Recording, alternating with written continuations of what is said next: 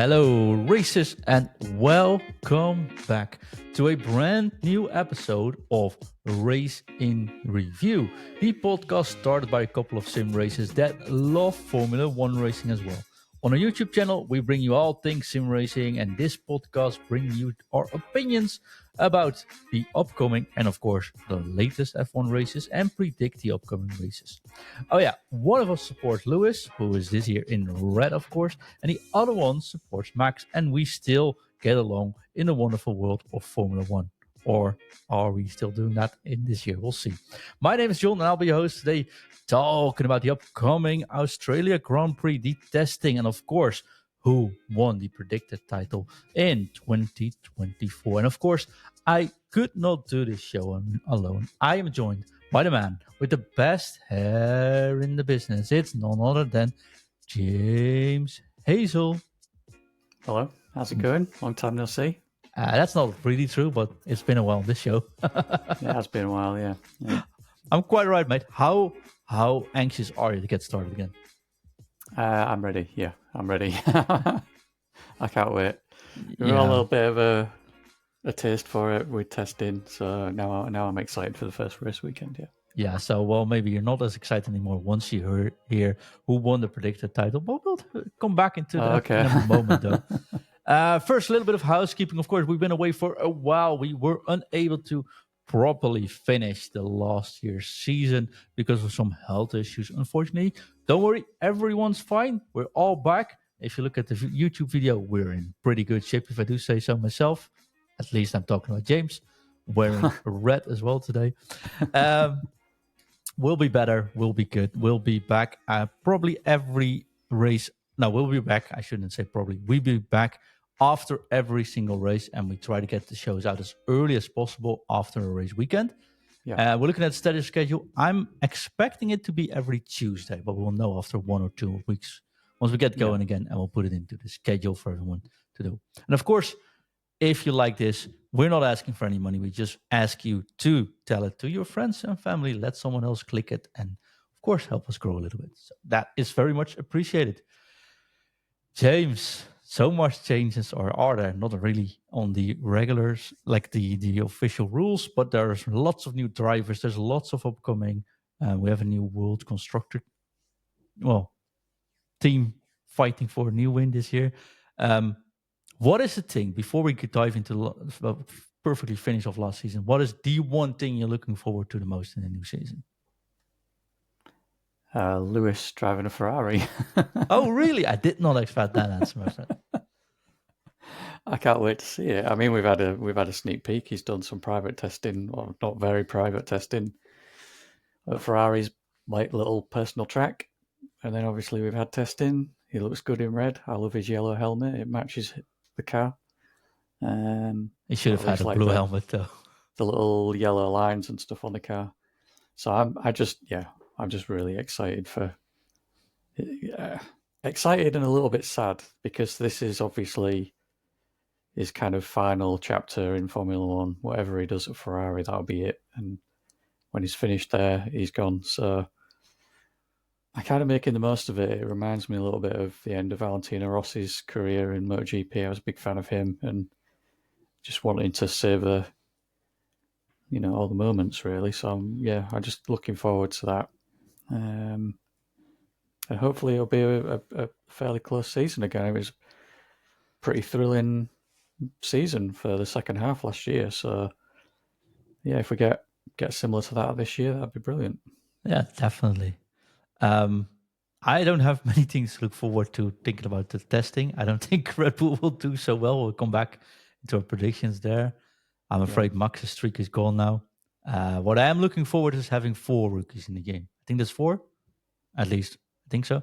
But more rookies, more fresh blood coming into the Formula One. I think that's the thing I look forward to the most. Plus, finally driving Japan in a non-monsoon season could be really nice. Yeah, it could be. Yeah, this season feels like the start of a proper changing of the guard, really, as far as like the driver lineup goes, with all these new rookies. So yeah, it's going to be interesting. Yeah, it definitely will. And we're starting at Australia again, which will be very rainy, if I've heard. But before we dive into what we think about it, I want to close up last season for sure now, mate. Yeah, let's cover that quickly. So let's see if this button still works, shall we? Yep. It actually does. There it That's is. nice. Last year, every race we predict who wins the race, who gets pole position, and who was the first DNF, who was the first one not to finish the race. That made, in the end, a result where you got 31 points versus 28 points from me. So while we actually predicted a lot of different things, it was very close together. It's pretty close, yeah. But basically, you won the single prediction shootout. At the start of the season, we took 10 questions. Actually, we took 11 questions, but one was a shootout question. So we took 10 questions, and for each question, you get 25 points. That basically means from those 10 questions, who got the most right wins, right? With this close end. Yeah. Do you want to go into that? Yeah, close of the season. Let's see them. The first question was, and that's some fun predictions we made, which looks very weird. I can't even remember half of them, so this is going to be interesting, yeah. I said, who wins the World Driver Championship? And we both said Max Verstappen. Yeah. So, yeah. Oh, 25 points. Still advantage for you, though. Then we said who had the most crashes. And that's actually really hard to answer because we didn't specify that. Is it practice? Is it qualifying? Does it count when you get replaced? Sargent might have actually won. So we changed that around in who had the most damages in value. So who damaged the car the most and the most expensive? You said Sargent, not far off, honestly. I said Stroll, a little bit further off. I overestimated Stroll in this situation, but the actual answer was someone we never could have predicted. It was Checo Perez. It was Perez, was it? Yeah. Okay. Wow. So yeah, he's not with us anymore. He is, of course, still alive, he's but still alive. But he's dead. His career, though. Rest in peace. Definitely. But no points on that question, though. No. Question number 3 was: I said George will score more points than Lewis this year. You said no, there's no way. I said yes, sir, that will happen. Came down to the final lap of the final race. Anyways, it did happen. I'm in the lead. Wait, no, Lewis. No, I'm joking, mate. Of course you won. James, the fourth question was, how many teams will win a race? You said 3. I said 4. Actually, 4 teams won a race last year. It was 4, yeah. So Red Bull, McLaren, Mercedes, and of course Ferrari. Yeah, well, I didn't. I think at the start of the season, I wasn't expecting McLaren to even win a race. I actually have a quote about that, which I put into a chat, which I will be able to get there very shortly, actually. Okay. It looks dire in testing, to be fair. I mean, wasn't it last year when Norris was reportedly punching a wall after testing? Yes, and rightfully so as well, I think, until they started the car flexi really wing. bad. But hey, let's not talk about that, shall we? I got a quote about it. Let's see if I can still find it, though. Because I found it superbly funny, what you said about McLaren. And okay, then go on to win the championship. I don't think McLaren or even a McLaren gets close to winning a race this year. I mean, it's even like it happens frequently in the past that they even win races. Like the last win was Ricciardo, and his career is dead already. Yeah. So no. Well, that's it. Their form for victories was nowhere, and their testing pace and just the look of the car last year was pretty atrocious. So it was a hell of a comeback by them. It was a great story for the season, really, that they turned it around so much that they actually won the Constructors' Championship, which is phenomenal and goes to show that you can't read too much into testing, because that's all testing is about. It's testing. It's not. Or it shows that seasons are getting too long. Oh, it could be that, yeah. So that means it's now 2 versus 2 so far for the 4 questions. Yep. Mm-hmm. Then the question was, V-Carb will get a podium. I was very much convinced they run a sort of Red Bull light from the last year. Yes. Yeah. So I said yes, and you said no. Wait, they don't even get close. They didn't get close, James. I think that's fair to say. So that's the lead for you as well. Then question number 6 was Piastri wins a race before Norris does. I said yes. You said nobody actually wins a race for McLaren, but if anyone does, it will be Norris. Yeah. I'm afraid they both won races, but Norris was first there as well. So Norris was first. Norris was first, yeah. Oh, I thought it was Piastri. I thought I lost that one. Okay. No, because shout out to, of course, our dear friend Homer.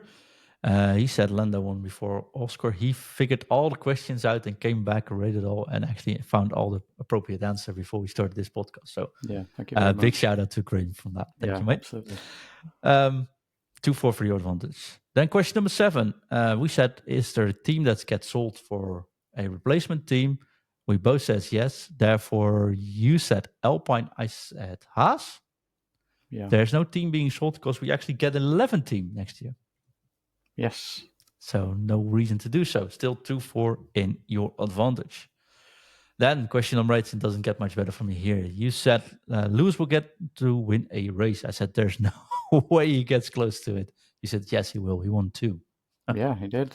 Yeah. So unfortunately, that's 2-5 in your advantage, which is going to make it hard for me to actually get close anymore. Yeah, but it gets worse because the World Constructor Championship goes to, you said Red Bull. I said McLaren. Oh. I didn't. I said Ferrari, and I was also wrong. You see, you could have just lied on half these answers. I could have. I'm going to be honest here, though. Yeah. James, so put one back there. Well done. No, this was even better. The last question was random question. How many points? Because we could have used this as a shootout question as well. How many points does V Corp score in total? Right. You said 120. Okay. I said, it's a Red Bull Light. It's going to demolish. It's going to get podiums. It's going to get wins. It will get 180 points. Oh, dear. Yeah, they got 46 points. Yeah. Was it close before we ended the season? Yes. Is it very close after the season? Not really. In total, you gained 150 points by this, making it a total of 181 points. Mm-hmm. And unfortunately, I only got 30 points extra. So it's 181 versus, I don't know, 60 maybe. Okay. That's a pretty clear cut win for you. Congratulations, my friend. Thanks. How does it feel to get your first win of the season already before you even started? I'm just doing it for Team Red. I'm hoping this is the start of Ferrari domination. Yeah, well, maybe talk about that later, though. James, yeah, of course, Australia is upon us. You've seen the days of testing. Is there something that stood out for you? Is there something that you think, or maybe there's people sandbagging, or is it a clear-cut victory for McLaren this year? I don't quite think it's clear-cut. I think they do look promising, more than promising. They look very good. Red Bull currently not so much. The car looks not great. So I think McLaren are looking pretty good, but I don't think Ferrari or Mercedes are too far behind. So I think it's difficult to predict. I'm not saying that Ferrari or Mercedes are the fastest car on the grid. I'm also not even really saying that McLaren is. I think it's difficult. It's testing. It's always really hard to judge. But I think you can get an idea that those three are certainly the top three, and Red Bull are obviously going to be in the top four. But I don't know if they might be towards the back of that top four now. Whether they'll be at the back of that top four with Max as the driver, maybe not. I think, Max is Max. He's going to be able to fight for wins. Maybe he'll be track or weather dependent, but I think that you could never count him out of any race weekend. I think if the car is looking as difficult as it was in testing, that's not going to bode too well for Lawson in his first season up against Max as his teammate. I think it's going to reflect poorly for him. That's my prediction, at least, for Red Bull. I think Williams, I mean, they topped a timing sheet, but what does that really matter in testing? But I think they do look good. I think, and they've got one of the best driver lineups on the grid. So I think Williams, they finished second from bottom. They finished second from last, came ninth in the Constructors last year. They're going to do better than that this year. I want to go to. Let's do this at a different route. Let's do this in numbers. So the testing results. I got the testing results in front of me with the cars that drove the most laps on top. That gives us a moment to go through all the teams, but also what does it say that they drove so many or so little? Yeah. Right?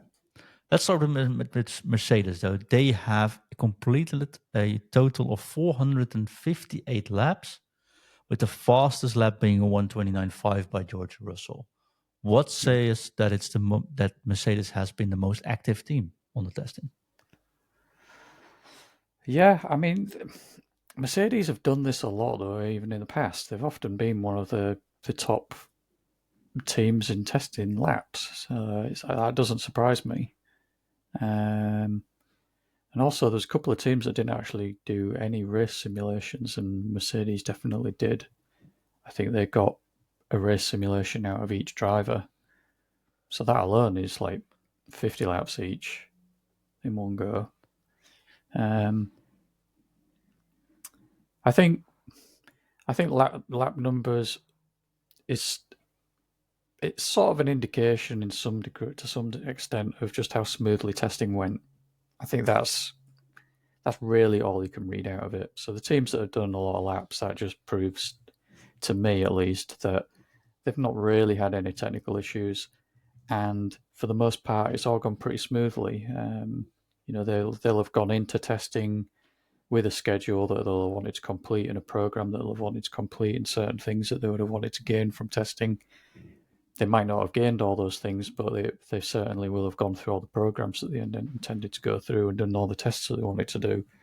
So I think more laps is always better than fewer laps, because more laps produces more data, and more data is helpful for development. So true. Yeah, I think more than anything, it just proves that they've got a pretty reliable car. Working on it doesn't seem to have any issues, and they've just worked through the program probably for the most part as they expected. Yeah, I think I concur there. It's pretty stable.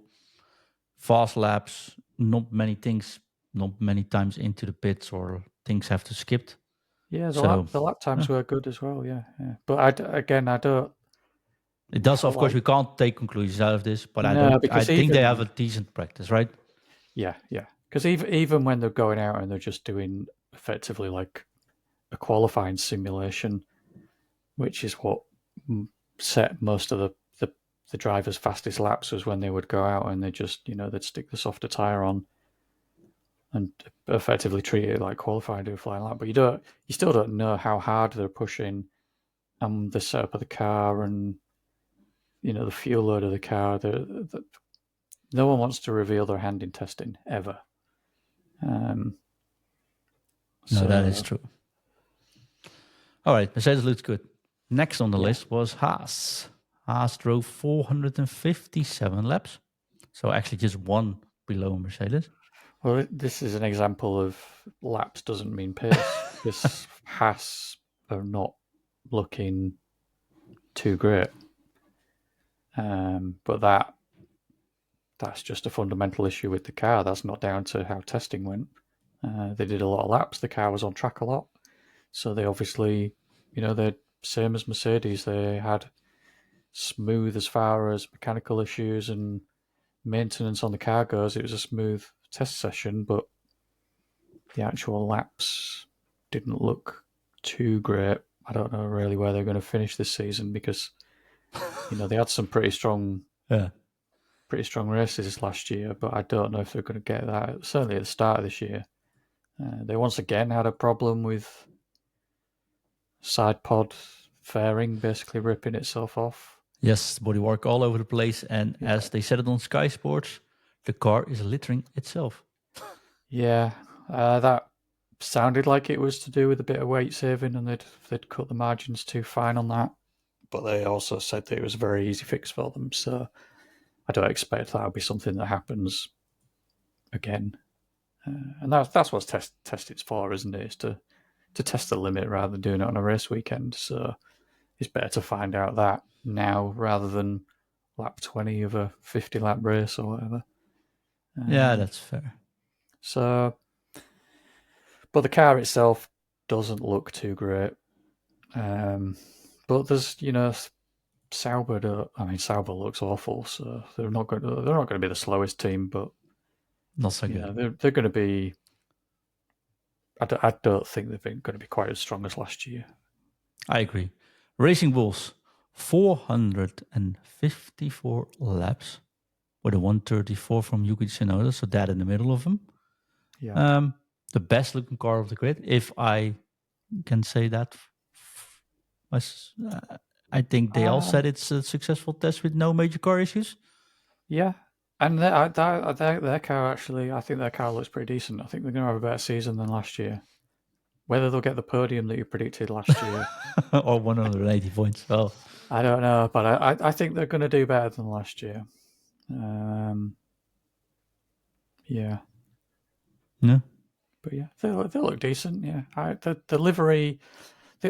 Because, you're talking about the best looking car. The only thing I don't like about the livery, really, is it doesn't look like a different team. It just looks like a Red Bull away shirt. Oh no, so awful.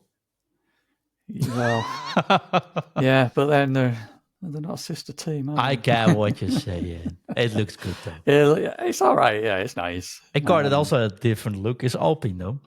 405 laps with a 130 flat from Gasly. Yeah. Well, I think they look pretty good. I think they're carrying on from the end of last season. They had a very strong finish to the season last year, considering where they started last year as dead last because they had all their weight issues. I think they're looking pretty solid based on testing. I mean, like we keep saying, it's hard to read from testing, but they didn't look bad. The car looked okay. So I suspect they might be like top of the front runners. Talk about front runners. Is the next team... no, sorry, top of the midfield. Sorry, that's what I meant, not top of the front runners. Okay. Front runners. Is the next team going to get near the front runners? Is my question for you. Williams with 395 laps with the fastest lap, of course, and 129.3 from Carlos Sainz. Yeah, well, this is what I was about to finish off my comment about Alpine, is that saying Alpine are going to be top of the rest, I suppose, is the better way to put it. Possibly not, because Williams is looking pretty decent as well. That's what's making this season seem quite exciting, is actually testing has kind of made things look even more interesting. But yeah, I think Williams looked pretty good. They didn't seem to have too many issues again. The car was looking solid, looked good to drive. Carlos just slotted straight in and banged out a lot of laps and put out some fast laps. Put out the fastest lap of the whole test session, or the test days. So, yeah, Williams looking pretty decent. Pretty good, I'd say even. Yeah. Then there's a team in red. I don't know if you want to discuss this one. 382 laps by Ferrari and a 129.3 as well from Lewis Hamilton. Yeah, Lewis and Leclerc both put in some pretty decent laps, didn't they?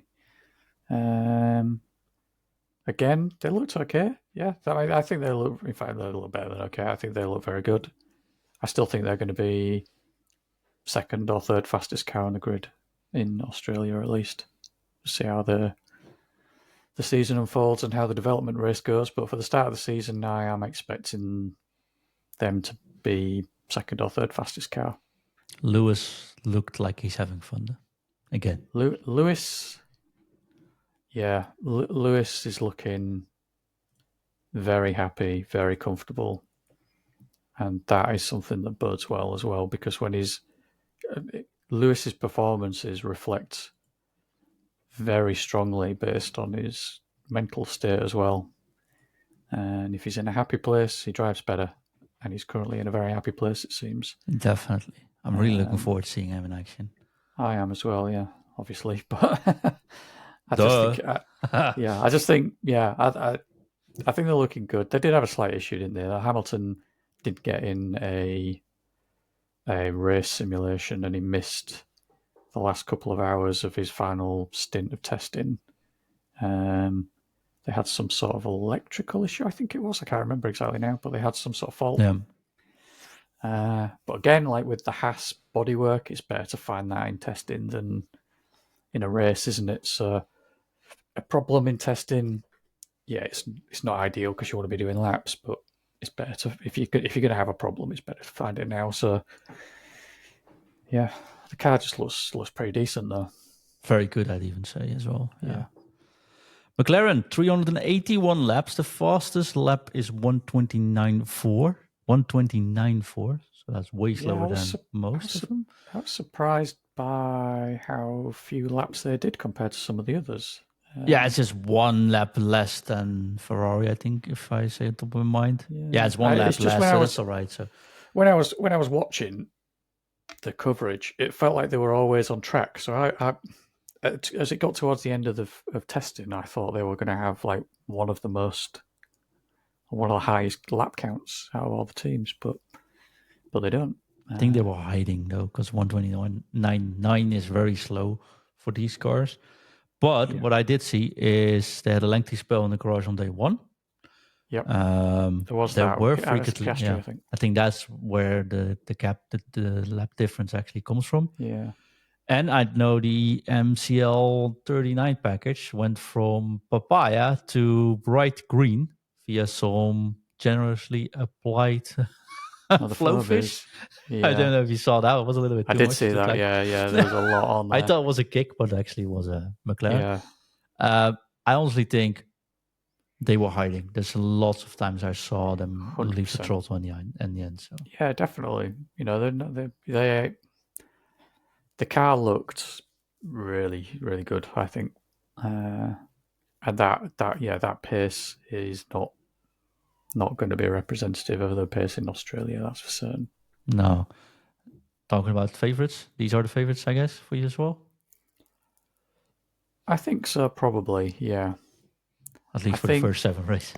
Yeah, that's what I was going to say, at least until this mid-season rule change with the wings. So, yeah. It's hard to predict the whole season because of that, but certainly in Australia, I'd expect the McLarens to be very good. Don't know, good. Not the best. Your favorite team, Kick Sauber, 354 laps, with the fastest lap at 1:31 by Bortoleto. They look awful. They did have an hydraulic leak as well, I think. Yeah, they had issues. Then the car just does not look good.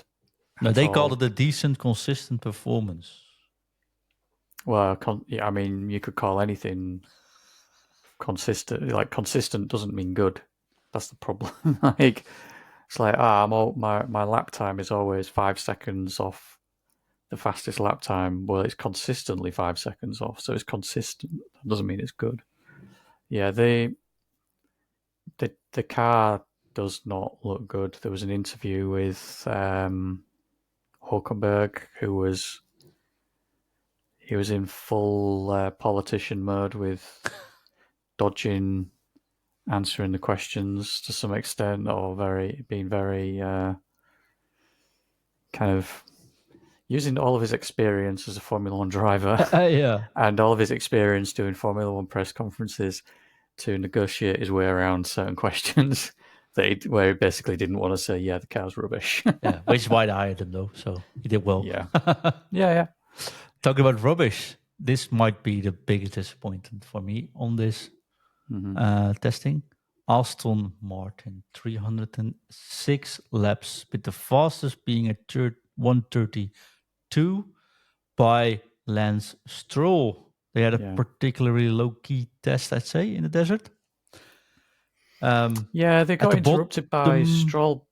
Yeah, the bottom of the mileage charts and of the timing screens, both. Yeah, they did get interrupted by Stroll becoming ill. True. He Rebuild missed a an car afternoon, and then Alonso had to hop back in. Was it just an afternoon, or was it an entire day as well? He wasn't very well. Like I think he tried or wanted to go out but didn't succeed or something. And so. Yeah. So they lost some time there because there's only one car for testing. Yes. And what they normally do is if there's one driver in the morning and then a teammate in the afternoon, is they spend the lunch break swapping the seat and the pedals and the steering wheel and everything for the driver for the other driver. So if they set the car up for Stroll and then Stroll's like, I'm really ill, I can't drive, they've got to spend 30 minutes or however long it takes to set the car back up for Alonso. So they lost a bit of time there. The key takeout was that they wanted to make this Aston Martin, it's officially AMR 25, improve drivability. Both drivers said that was achieved, but it could be better and it needs more focus, Andy Cowell says. Yeah, it might be more drivable, but it still doesn't look great. I don't think it's going to be very fast. Could it be one of the teams that's focusing really fast on 26? Probably, yeah. I mean, Newey has officially started now, hasn't he? He started 1st of March, I think. Yeah. But you'd imagine he's spending all this time designing a car for next year. Maybe he's got some ideas for them for this year, but is there any point spending the money on doing that? I don't know. Could be one of those teams that shifts development focus really fast. Yeah, I think it probably will be, especially when they've got Newey's brain to tap into. Like, just focus on next year and try and get a head start there because it's a fresh set of rules for everybody. So if you come out swinging when you've got a good car, like in 2014, it's going to be difficult to catch up. So yeah. Last but not least, if I can say so, my team, Red Bull, 304 laps. Surprising. Fastest lap by Max, 129.5. Yeah, it's still a decent lap. 4th on the timings, so that there's something, I guess. Not on softs, by the way. Basically, what they said is Liam Lawson says it's teething gremlins. Yeah, it's super sharp. It is peak performance. And even Max says there's plenty of work to do before the first race. And Pierre Wache said the new machine did not respond how he wanted it to. Yeah. Whew. I think it sounds like it's going to be similar to the car they had towards the end of last year, where I think it has the potential to be very, very fast at certain tracks, but it's going to be a track-dependent car. And a Max-dependent car, probably. Well, there's that as well, because Max, as we know, he can drive basically anything fast. Whether it's fast enough to win, you can only overcome so many things with skills and talent. So I know the feeling. So I think, I think this is why I think they're maybe only the 4th fastest team this year. Yeah, I'm certainly for the start worried. Of the year. But then look at McLaren last year and how development changed for them, and now they became World Constructors. Yeah, champions. But this year is always different because if the first 7 races are poor, generally speaking, right? I think there's plenty of teams that say, more development this year, let's put it all into next year's basket. And I think that might make this. Well, the last time I said this, we got the Lewis versus Max fight till the last race. So maybe I hope I'm very wrong. Let's put it like this. I think you will be wrong. I don't think anyone's going to make any decisions like that until a couple of races after the rule change, because Ferrari said, Vasseur said after race 7, we decide where to focus on. Maybe. So, but I mean, if you'd have looked at the situation last year, you'd have said, well, McLaren are just going to focus on next year after 7 races. But then they went on to win the World Constructors Championship. That is true. So I don't think. I mean, I know it's a big set of rule changes next year. Obviously, the cars are completely different. The engines are different. It's just a new breed of Formula One for next year.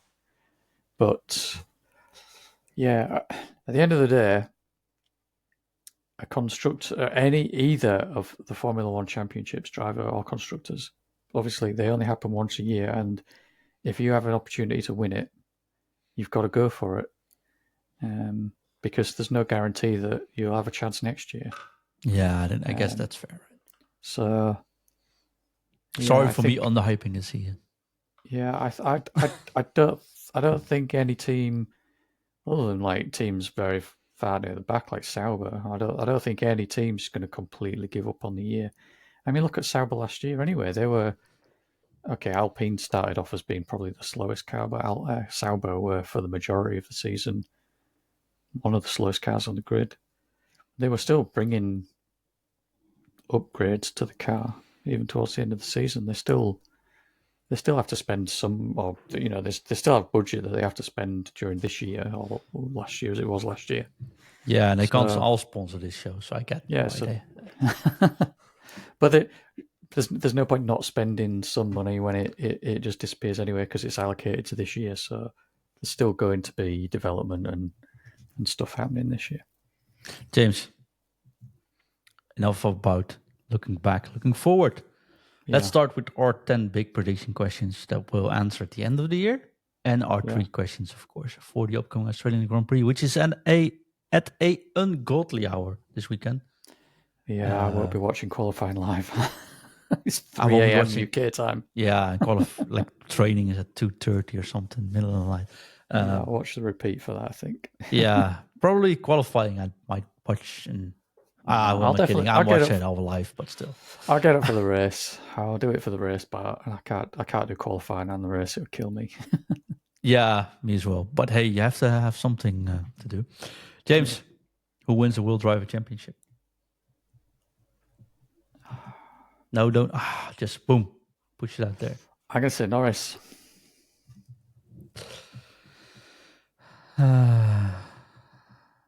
I would be bad if I didn't say Max, right? Let's say Max. Let's just do it. Okay. Most crashes in value. Most crashes in value? Yes. So who has the biggest repair bill at the end of the year?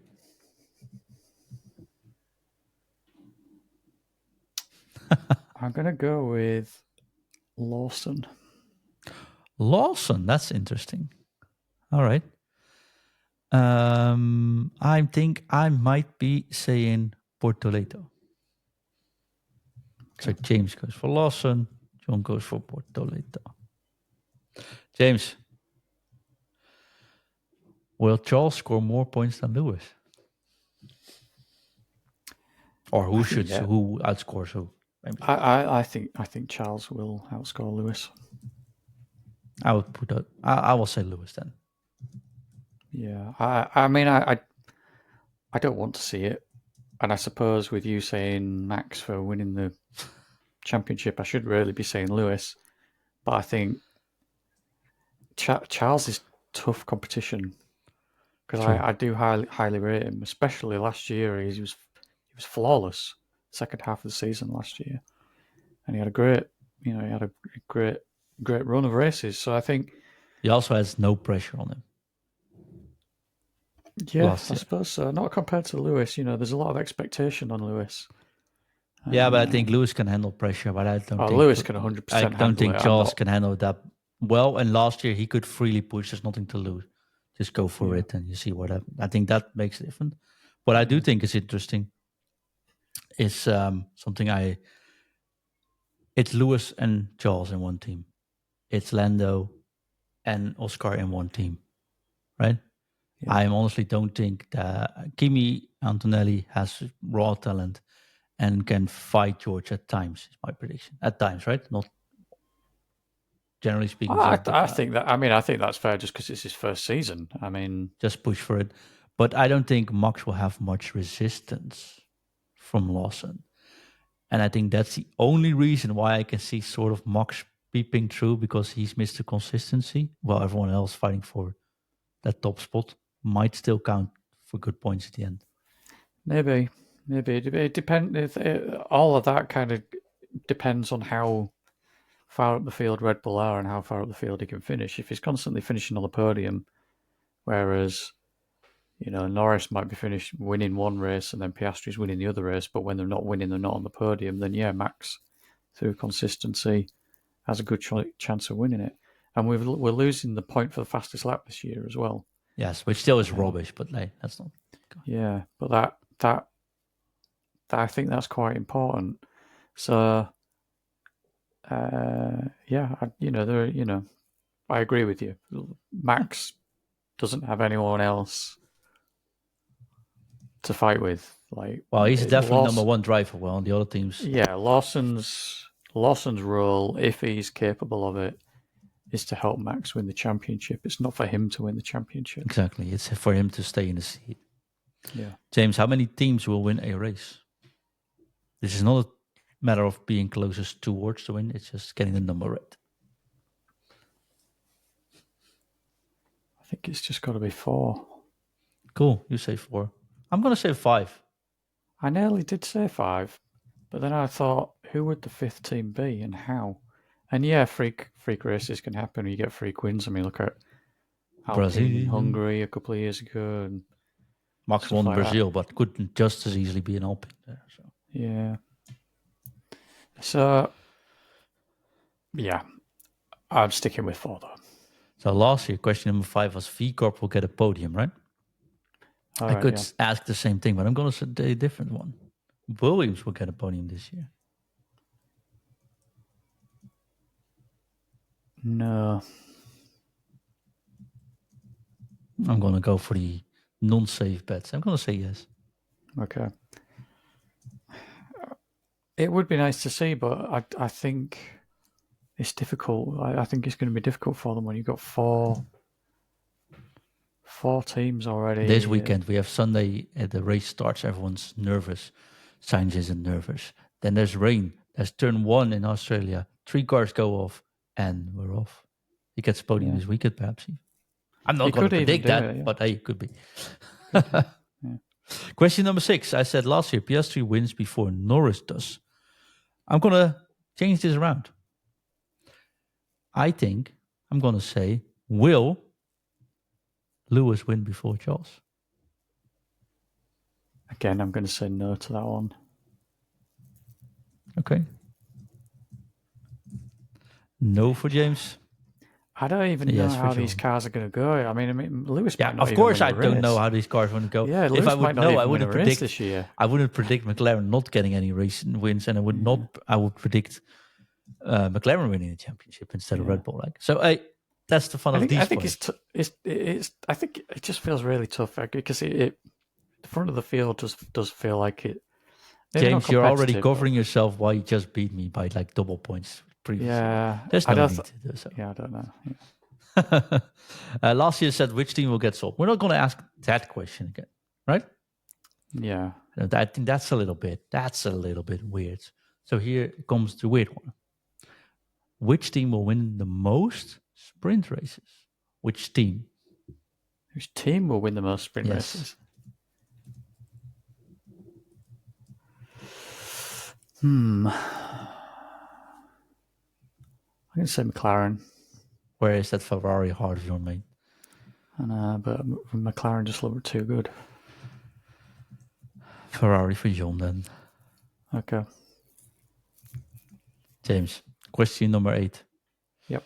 Last year said Lewis will win a race. I'm going to do it different this year. Will Kimi Antonelli win a race?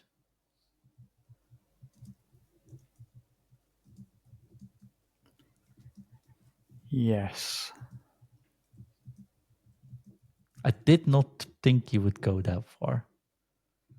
I would say yes because you would say no. So I will say no then. I'll do things. So I actually do think it will happen. But hey. Question number 9. Who wins the World Constructor Championship?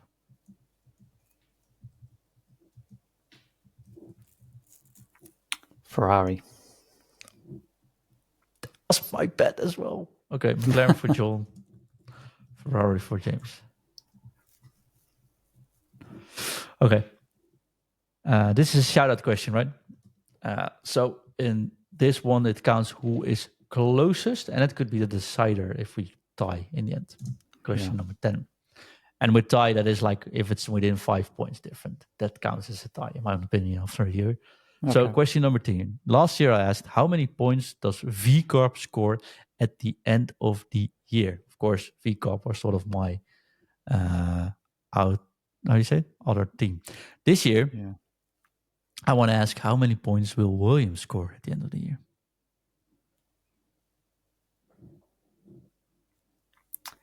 Um, 120. 120. What an amazing prediction that is. It's exactly the same, as last year. Yeah, I know. Yeah. That doesn't bode. Do you remember how many points they had last year? I've got it in front of me now. 17. I don't think they're going to be that bad this year. No, me neither. But last time I said 180 points for C-Corp, and they got 47. I don't think this year it's going to be a case of, Williams actually scored a point in this race. They finished 9th, they got 2 points. I think top 10 it should be quite a consistent result for them. All right. So 58 points. 58? Yes. All right.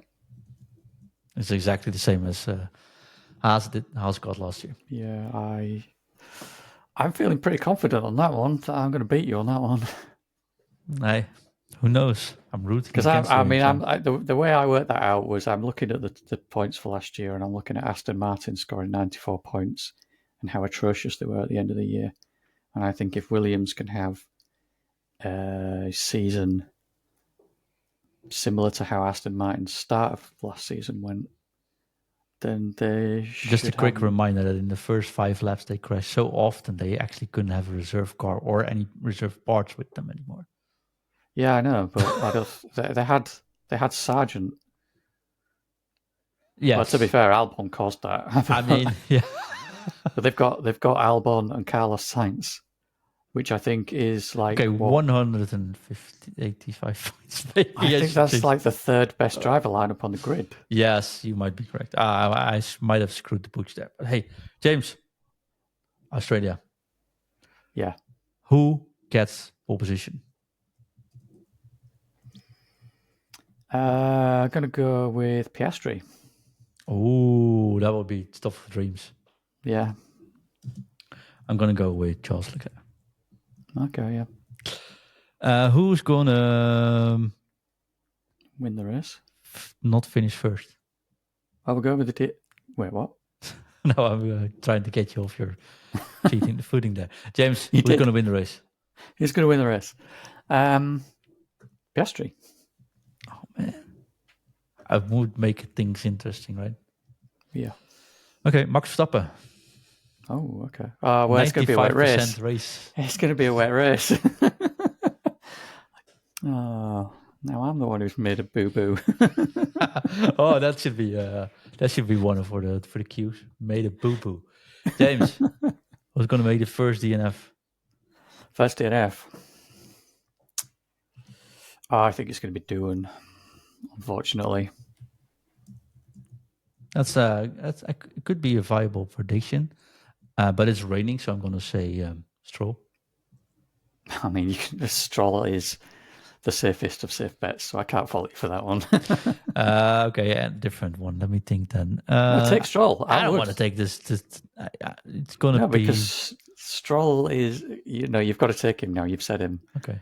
Imagine if he did DNF first after you changed your mind. I'm not going to let you lose that opportunity just because I said he's a safe bet. You're the one that make the thumbnails. Can you put a big thumbnail with Stroll on it if the DNFs first then? Oh, if he DNFs, I will, yeah. Yeah, perfect. James and everyone listening, thank you so much for being back with us. Yeah. I loved being back. We'll be back early next week with a new recording. Of course, check us out on Apple Podcast and Spotify. Give us a like, subscribe. It's all free, and share with your friends and family, which is free and very much appreciated. And if you happen to stumble upon our YouTube channel, then give us a little sub. It doesn't cost anything and it will help us grow tremendously. And we're so small that we don't even have named the channel yet. So we could really use some subscriptions there. We'll be back shortly. See you next week. It's race week and I'm off. See you, James.